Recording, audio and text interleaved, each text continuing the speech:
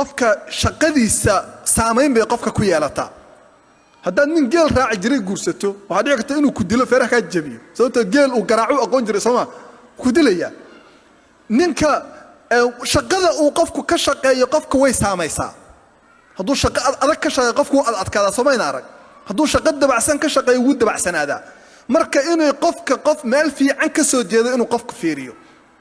وحكم ذا أن يكون رفيقا لطيفا بأهل حسن الخلق من أخلاق وناكسن أو دبعسن أو جلعسن إنه قفك ياه النبي صلى الله عليه وسلم أيها وحاؤتمد قبر لدي جري فاطمة بنت قيس وكاسي وحي كنت رسول كلاه نينكا يقوي فري سدح دلقواد وفري سدح ديبو لما يستري مركاسي وحي تري وحا إصاد دوني معاوية إيا أبو جهم إيا أسامة ابن زيد سدح عني با إصاد دونت مركا معاوية إيا لبدا إنه كلوان نمان لي يقانو أسامة ابن زيدنا الضوان بوها صمح مركاسو النبي وحيد صلى الله عليه وسلم معاوية وانين عيرة عيروي وانا كي ان مركي ان فاميلكيسا iyo laga sheekeynay waxa la cayrbooy ninkaas xoolo waxba ma haysto gabadha nabiga talay weydiis qofku talo uu ku weydiisan kara washaawirhum fil amri amarka inuu kaala shawro wa amma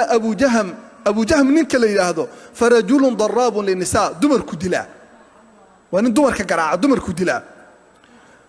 walakin usama ibn zayd guurso labadani nabigu mid wuxuu ku diiday wax ma haysto midna wuxuu ku diiday dumarku dilaa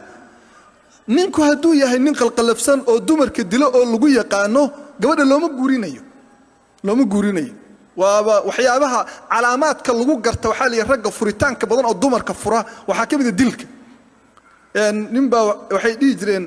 gabar baa tir hooyadeed ila tali ninba raba inaan guursadee ila tali marka tala dheer baysa talada waxa kamid ahayd